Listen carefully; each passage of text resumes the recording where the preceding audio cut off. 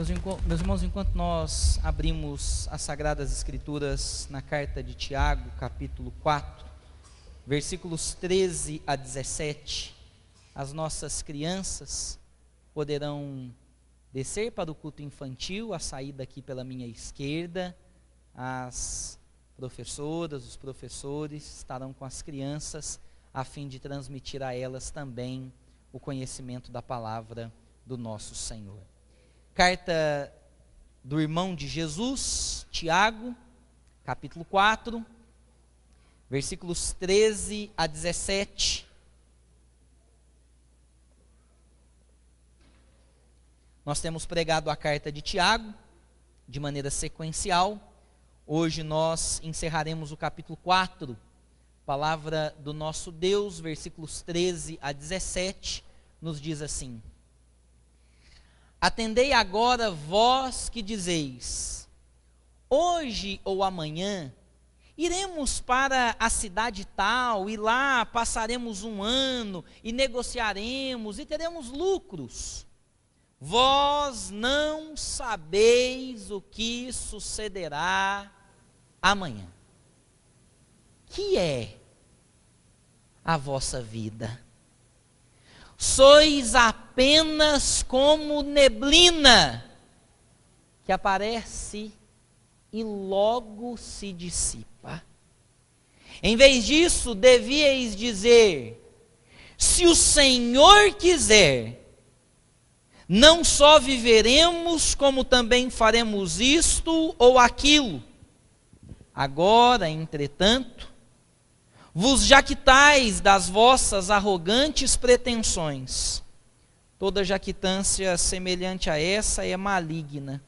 Portanto, aquele que sabe que deve fazer o bem e não faz, nisso está pecando. Vamos orar?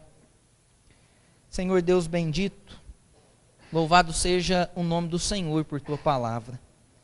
Queremos, ó Pai, dia após dia, desfrutar das Sagradas Escrituras e colher dela fonte para a vida, em nome de Jesus. Amém. Meus irmãos, para um pregador, pregar o mesmo sermão é desafiador e ao mesmo tempo edificante. Eu vou pregar esse texto pela 4ª vez aqui na igreja. Esse texto já me marcou muito, e eu estava relendo o meu sermão de Tiago, capítulo 4, versículos 13 a 17. Em todas as vezes e as oportunidades que eu preguei esse sermão aqui na igreja. A primeira vez que eu preguei esse sermão foi quando um cantor sertanejo morreu drasticamente após a queda de um avião. Eu repeti esse sermão quando uma cantora, também do mundo sertanejo, morreu da mesma causa, uma queda de um avião. A terceira vez que eu preguei esse sermão foi no falecimento de uma jovem da nossa igreja, num momento muito difícil para toda a família, e foi minha responsabilidade trazer a mensagem no domingo à noite, depois do ofício fúnebre daquela jovem. O que tudo isso tem em comum? Em todos os casos, a temática e a preocupação era a mesma. Jovens que tiveram o ciclo da sua vida interrompido de maneira drástica. E as palavras desse texto reverberam no meu coração todas as vezes que nós precisamos lembrar sobre a fragilidade da nossa vida. Falar sobre a morte traz consigo diversas questões, nem todos estão prontos para ouvir sobre ela, e por vezes a gente começa já o nosso discurso, a nossa pregação, sendo muito abrupto, então vou dar uma quebrada nisso. Quando eu preciso distrair um pouco, eu tenho alguns vídeos repetidos na internet, porque eu gosto de assistir coisa repetida. A Poma fica brava comigo, ela fala, você está assistindo isso de novo, e você está rindo dessa mesma piada outra vez. Eu falo, eu quero ver se você vai contar de novo essa mesma piada. E tem uma entrevista que para mim é sensacional, quando uma repórter chega num senhor que está completando 103 anos de idade, e ela pergunta para ele assim, qual é o segredo da longevidade? Qual é o segredo para chegar aos 103 anos? Aquele idoso olha para ela e diz assim, é só não morrer, que você chega lá. É isso. O segredo para chegar aos 103 é só não morrer. É óbvio que aquela repórter queria saber, e como eu faço para não morrer? E às vezes é exatamente essa questão que eu quero responder. O que eu posso fazer para evitar esse mal que assola a humanidade? O único mal que o ser humano não consegue reparar, a única circunstância da história que por vezes o homem se acha tão autossuficiente, mas diante dela ele se cala. Como eu faço para não morrer? E meus irmãos, a resposta é, isso é impossível. Nós não temos o segredo da fonte da vida, e por mais vezes que nós insistimos e queremos rejuvenescer, procurar uma vida mais saudável, procurar uma vida mais fidedigna naquilo que nós exortamos e queremos viver, a maneira como a gente pensa ser o correto, eu e você não conhecemos o dia do amanhã. E pode ser que o amanhã para alguém, e até mesmo para mim, não exista. Para lidar com a dura realidade da morte, eu preciso entender um contraste que Tiago faz de uma maneira muito profunda. Tiago, nesses breves versículos, mescla a fragilidade humana com a soberania divina. Esses versículos são um arauto de proclamação entre a fragilidade humana e a suficiência que nós temos em Deus. Nós precisamos todos os dias lembrar quem nós somos. E a palavra que marca esse texto é a pergunta profunda do irmão de Jesus, ao olhar para aquelas tribos espalhadas no mundo antigo, na diáspora, correndo atrás dos seus sonhos, correndo atrás das construções das suas casas, querendo recomeçar a vida depois de um momento difícil, cultivando trabalho, estudos e tantas outras coisas. A pergunta de Tiago é a mesma pergunta que eu faço para vocês hoje: que é a vossa vida? Se não entendermos o contraste da nossa vida como sendo a fragilidade da nossa natureza humana, contrastando com a suficiência divina, nós talvez vamos nos perder na caminhada. E eu gostaria de brevemente elencar para os irmãos 3 situações que revelam a nossa fragilidade humana, mas que apontam para a suficiência divina. Em primeiro lugar, a fragilidade humana revela a nossa incapacidade de conhecer o futuro. Versículos 13 e 14 nos diz assim: atendei agora, vós que dizeis, hoje ou amanhã iremos para a cidade tal, e lá passaremos um ano, e negociaremos, e teremos lucros. Vós não sabeis o que sucederá amanhã, que é a vossa vida. Hoje eu saí de casa para vir para o culto, e a minha esposa me perguntou assim: o que você marcou para quinta-feira à tarde? E eu tinha tudo devidamente agendado e falei para ela: meus compromissos na quinta-feira à tarde são esses. E se você me perguntar o que eu tenho terça-feira, eu te falo. E se você me perguntar o que eu tenho para sexta, sábado, domingo que vem, eu te falo. E eu te falo, até o sermão que eu prego semana que vem, se Deus der vida e saúde, é Tiago capítulo 5, já está esboçado, é a sequência, não tem erro. Eu me planejo. Eu esmero meu tempo. Eu tento conciliar ministério, estudos, vida familiar, responsabilidades como um pai de família.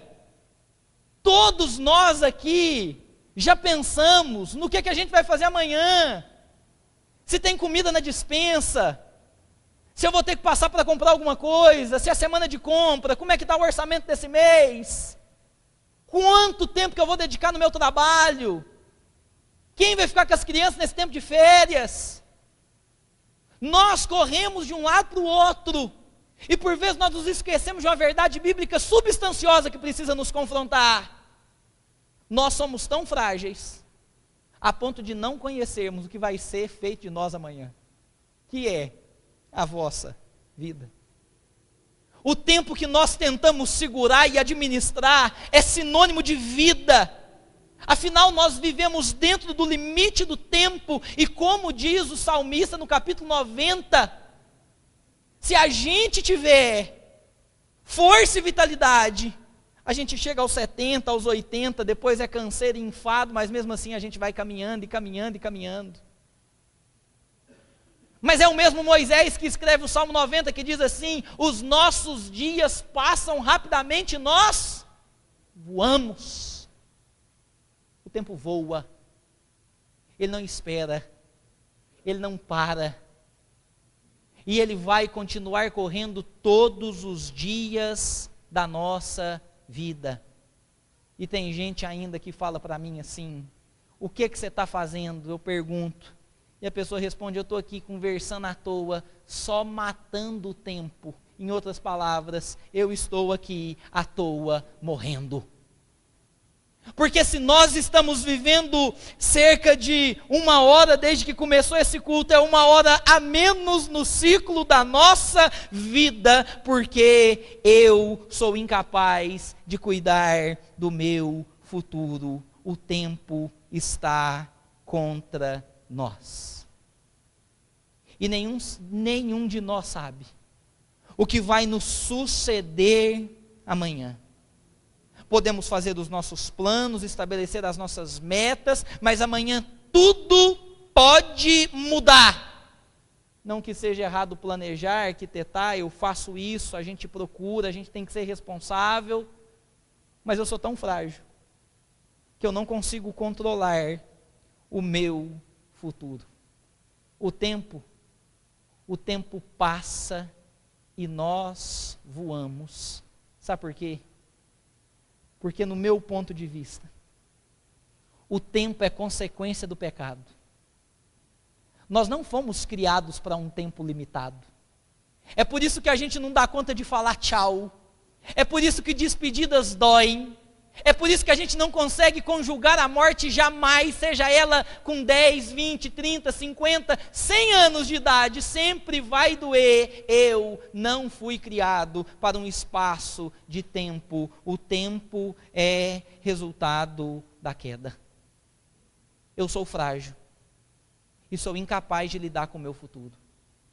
Mas é diante da minha incapacidade quanto ao dia do amanhã que brota a suficiência de Deus, que se diz ser o Deus eterno. Você já pensou o que é eternidade, meu irmão?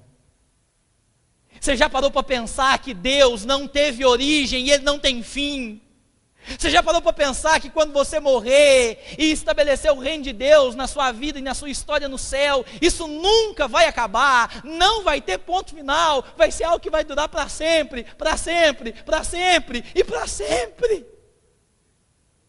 diante da fragilidade e da incapacidade de controlarmos o nosso futuro, bate diante dessa fragilidade a eternidade de Deus. Ele diz: de eternidade a eternidade eu sou. E se você está preocupado com esse intervalinho de tempo que você acha que tem controle, Deus já está estabelecendo a sua vida na eternidade. Diante da fragilidade e da nossa incapacidade de lidarmos com o amanhã, Deus revela a suficiente graça da sua eternidade. O amanhã nós não sabemos porque ele não nos traz a luz. Mas o Senhor em quem nós confiamos, esse promete estar conosco todos os dias, basta o dia o seu próprio mal. Mas em segundo lugar, esse texto, além de revelar a nossa incapacidade quanto ao futuro, também revela a nossa estrutura debilitada. Versículo 14, parte B, diz assim: que é a vossa vida? Sois apenas como neblina, que aparece por instante e logo se dissipa. O filósofo Pascal chegou a dizer que não é preciso que o universo inteiro se arme para esmagar o ser humano. Basta um vapor e uma gota de água para nos matar. Nós nos achamos fortes demais, resistentes, super-heróis da nossa história. E foi nesse mês de aniversário que eu preparei esse sermão. E meus irmãos, estou novo demais. O que é isso? Bem, cheio de disposição. E aí passa o meu aniversário. E eu como um negocinho estragado. Sem saber o que era, comi aquele negócio horroroso. Acabou a força. Debilitado. Caído. Sendo um homem, então, não vale nada. Todo mundo em casa passou um pouco disso. Mas o meu foi muito pior. Muito pior. A minha estrutura é frágil. E não pense que a sua também não é. Tiago nos diz que nós somos como uma neblina que hoje aparece e logo se dissipa.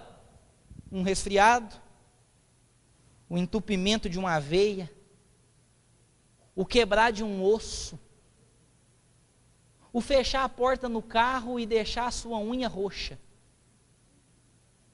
o puxar um fio de cabelo, revela a debilidade que é o ser humano, em que nos gloriamos, que é a nossa vida. É essa estrutura que o próprio salmista diz que o Senhor sabe que nós somos pó. Não valemos nada, hoje existimos e amanhã não mais. Onde eu estou edificando a minha vida? Que é a minha vida, senão a fragilidade incapaz de lidar com o meu amanhã, senão a fraqueza da minha estrutura, diante de uma estrutura corrompida e fraca, Deus revela suficientemente a sua glória. E aí eu não mais me glorio na minha estrutura, mas eu me glorio na cruz de Cristo. Eu não mais me glorio naquilo que eu posso fazer, mas naquilo que a cruz de Cristo fez por mim. Não mais na minha condição de ser um pai que quer sustentar sua família e trazer o melhor para sua casa, mas eu me glorio na estrutura da cruz do Calvário, que é suficientemente capaz de lidar com os traumas da minha vida, com as insuficiências emocionais do meu coração, com a fraqueza do meu corpo. Eu não tenho que me gloriar em outro, senão naquele que é o Senhor da história. A minha fragilidade humana aponta para a suficiência divina, porque afinal de contas, ela revela a minha incapacidade quanto ao futuro, ela revela a minha estrutura debilitada, porque o meu corpo é fraco, é pó, é vento, é neblina, ele passa e acaba. Mas em terceiro e último lugar, a minha fragilidade revela a minha total dependência.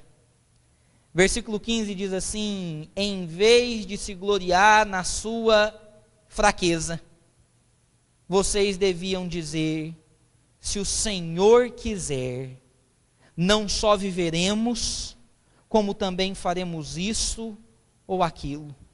Agora, entretanto, nós não mais nos vangloriamos das nossas arrogantes pretensões, porque toda vanglória semelhante a essa é maligna. Portanto, aquele que sabe que deve fazer o bem e não faz, nisso está pecando. Além de termos a fragilidade quanto ao amanhã, além de termos uma estrutura totalmente frágil e débil, a minha fraqueza também aponta para o meu senso de dependência. Me estranha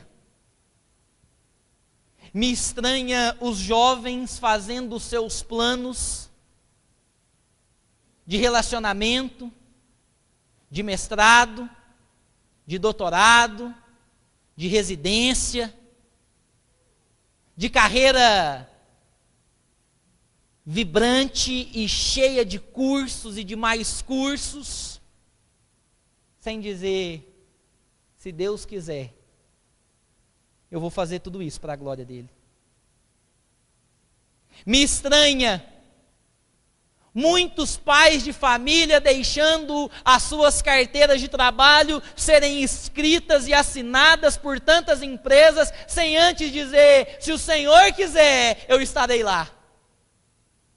Me estranha muitas mulheres que conjugam beleza, responsabilidade, trabalho, casa, sem dizer: se o Senhor quiser, eu posso edificar a minha casa para a sua glória.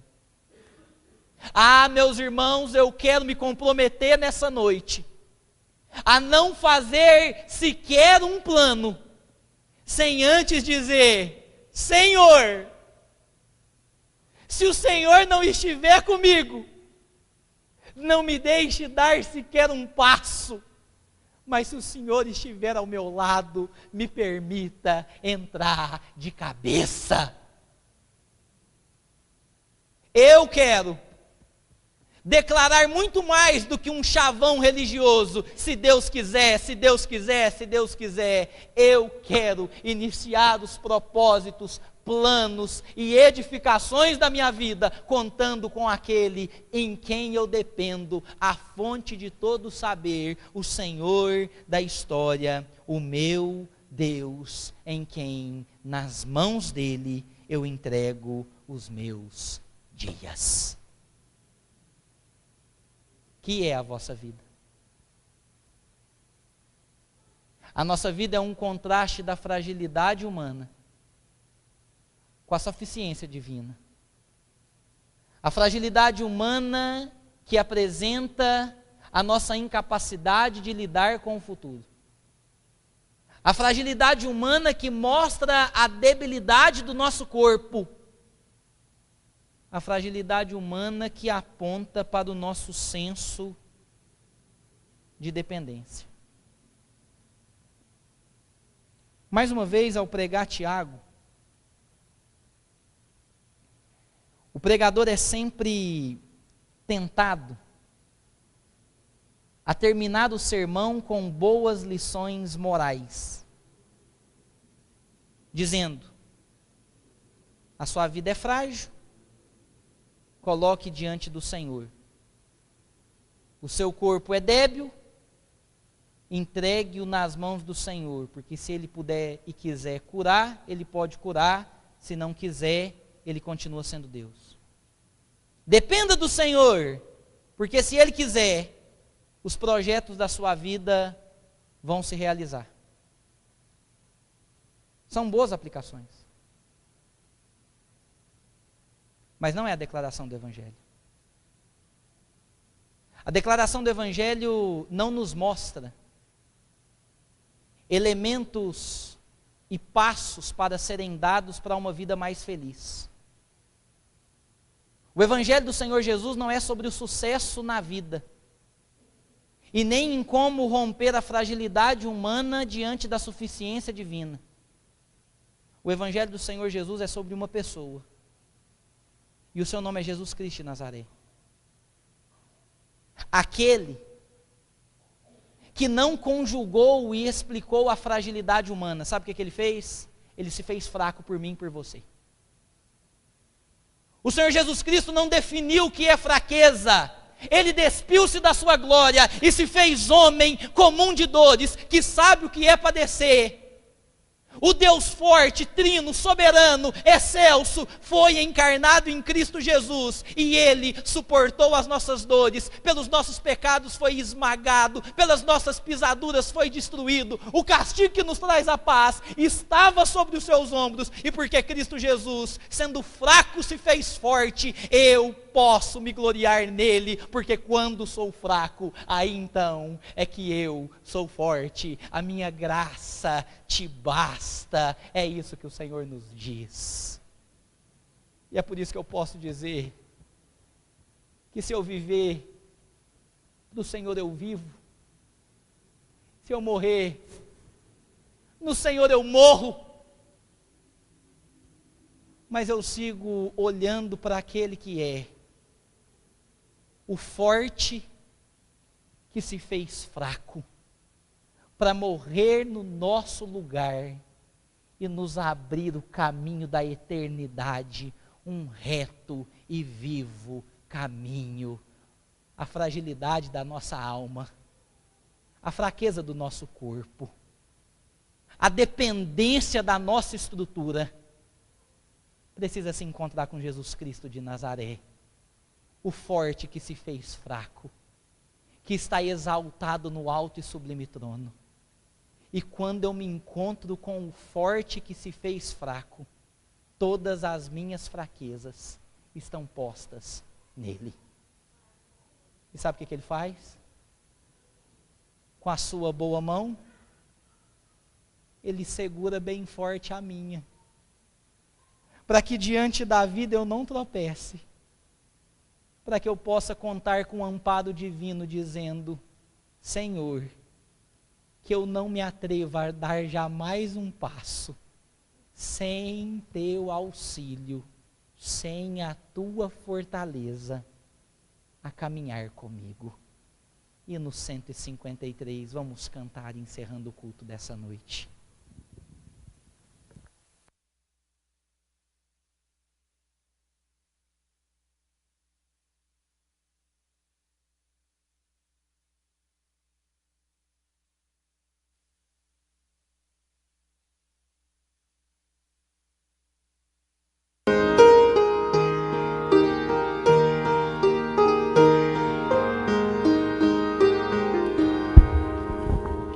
Com tua mão segura bem a minha, pois eu tão frágil sou, ó Salvador, que não me atrevo a dar jamais um passo sem teu amparo, Cristo meu Senhor. Com tua mão segura bem a minha, e pelo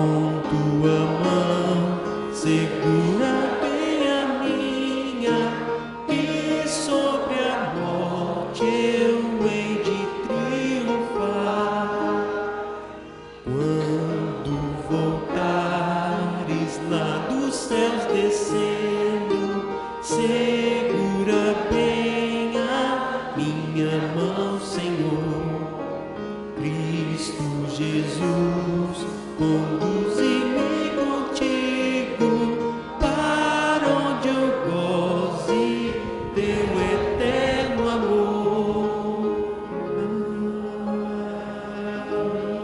Amém. Meus irmãos, eu me lembro de quando Moisés olhou para o Senhor e disse assim: se a tua presença for adiante de nós, nós iremos. Se a tua presença não for conosco, não nos deixe dar sequer um passo. Somos fracos, débeis, dependentes. Mas ao olharmos para o forte que se fez fraco, podemos sustentar a nossa vida diante das circunstâncias que o amanhã nos reserva. Talvez você vai sair desse culto e amanhã você vai receber a notícia mais incrível da sua vida. E vai ser dia de festa, de alegria. Talvez amanhã você vai se deparar com a notícia mais difícil da sua vida. E eu queria te falar somente uma coisa: nunca dependeu da intensidade das boas ou das más notícias. Sempre foi a suficiência do forte que se fez fraco. E sejam boas ou más notícias, o importante é que com o amparo divino, segurando bem forte a nossa mão, podemos passar por tudo, inclusive a morte. Vamos orar. Santo e bendito Deus, obrigado porque com a tua forte mão o Senhor segura a nossa. E mesmo sendo fracos, nós não queremos nos atrever a dar jamais um passo sem a tua instrução clareando a nossa vida. Ó Deus, leve o teu povo a reconhecer que quando nós estamos fracos, aí é que nós somos fortes no Senhor. E que o teu evangelho nos impulsione, não a uma vida de sucesso, não a uma vida isenta das dores e dos sofrimentos, mas a uma vida com uma companhia certeira. Cristo Jesus, o amado de nossas almas, em quem queremos construir todos os nossos planos. Porque nós não queremos, ó Pai, trilhar o nosso futuro sem o Senhor ao nosso lado. Ó santo e bendito Deus, que os nossos passos estejam postos diante do Senhor, mas que o Senhor nos ajude a dá-los cada um em dependência tua. Despeça a tua igreja na suficiência do teu amor diante da fragilidade humana que nós possuímos. E agora, irmãos, ide em paz. Que a maravilhosa e sublime graça de Cristo, que o amor de Deus, o nosso Pai, que a comunhão e a consolação do Espírito Santo do Senhor esteja convosco, e que a presença inefável do Senhor não os deixe dar sequer um passo sem que ela a conduza hoje e sempre. Amém e amém.